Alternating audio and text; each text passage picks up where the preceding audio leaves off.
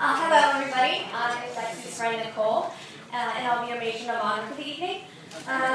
Before I begin, I want to thank the Miller family and the Elliott family for having us here tonight to celebrate this beautiful couple. On a personal note, I would like to thank our host for the open bar, without which this would not be possible. Okay, just to warn you, I am a crier. I will cry at the opening of the supermarket, so if I start, just don't feel bad for me. It's the way I express myself. And just a note, there will be an intermission portion, which is plenty of time to take a bathroom break. So next up. Lexie and I have been friends for 20 years.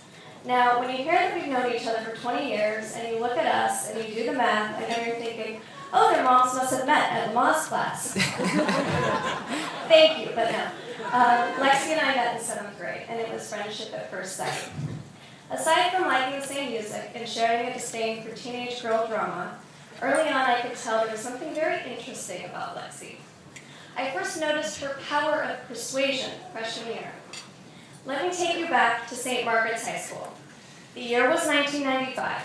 President Clinton was still in his first term. The show Seinfeld had just won an Emmy for outstanding achievement in editing.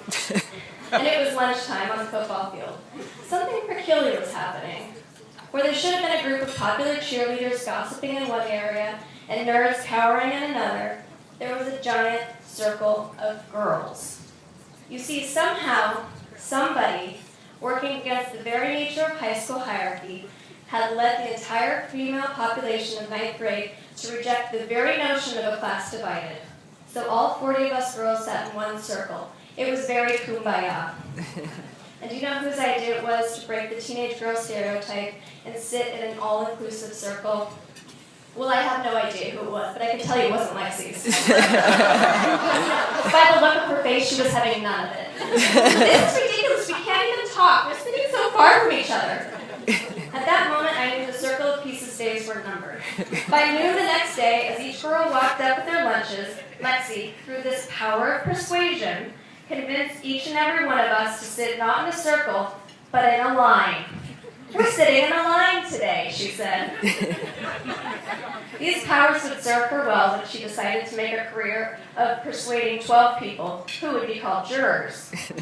Now, no one knew why we were sitting in a line, but I knew it meant that Lexie was a force to be reckoned with, and that the man who would someday capture her heart would have to be very strong in his own right.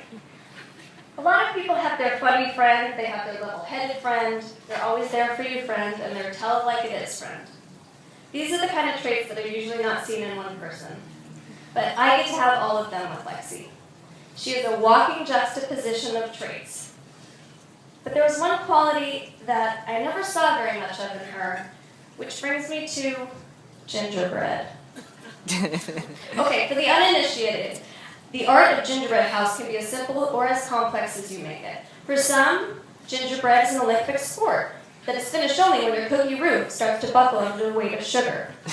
For years, Martha Stewart has set unrealistic standards for gingerbread houses.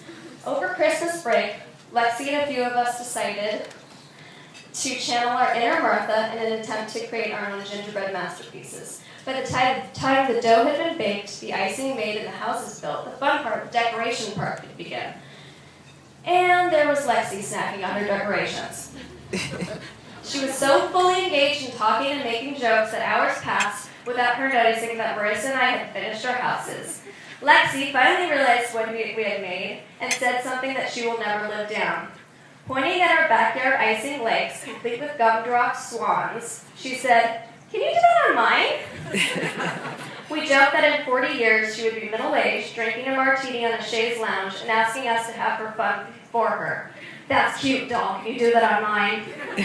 In our mind, Lexie was middle-aged. She was going to suddenly become a heavy smoker from Staten Island. And finishing a gingerbread house still would not be crossed off her bucket list.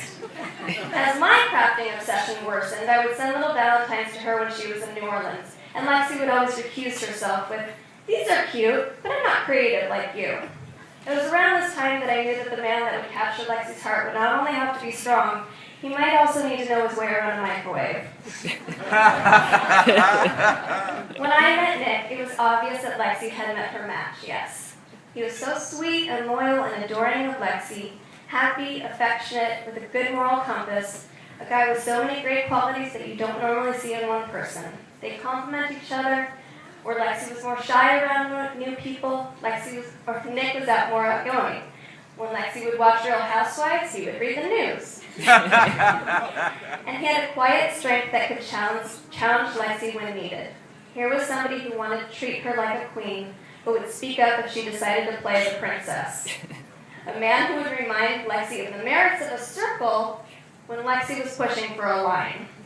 For instance, when they were interviewing wedding DJs, and Lexie found out that our DJ tonight, who has never missed a wedding, did not have a backup on call, she freaked out and she wanted to hire a much lesser DJ, just in case, who did have a backup. Guess who talked her down off the ledge?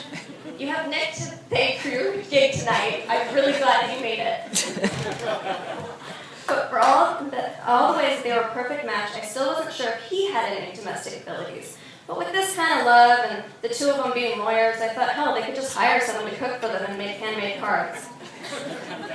But then, not after too long, after they got together, something started happening. First, it was just on Facebook, and I saw a picture Lexie had posted. A little odd, a little out of character. It was of painted fall pumpkins on her mantle.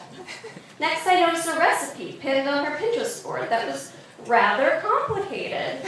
Before I knew it, not only was finishing a gingerbread house crossed off her bucket list, but she had banned the use of performance-enhancing glue guns, which is during construction. Who are you and what have you done with Lexie, I thought. I mean, look at this gorgeous wedding she's put together with all these little details. Nick, I've tried for 20 years to domesticate this animal, but the credit is all yours. You are the man who has done the impossible, a man who sparks yet another dimension and is someone who is already so whole. And to me, that's what marriage is about. Celebrating new discoveries in each other and inspiring and encouraging each other's growth as individuals so we can meet together as a better whole. And Lexie, my dear friend, I ask for you to embrace this new, softer side of yourself, because selfishly, I bet you have a few things to teach me. So here's to Lexie and Nick. I know that your gingerbread roof will hold strong. I know that you will always remember your cookie sheet, that your tart will catch all of the mess, and that your icing will forever be sweet. Now moving forward, may your gingerbread decorations be ever ambitious. To Lexie and Nick. Very heartfelt speech, ladies and gentlemen. One more round of applause for our beautiful newcomer, Nicole. And now, last but certainly not least, let's hear it for Mr. Jim.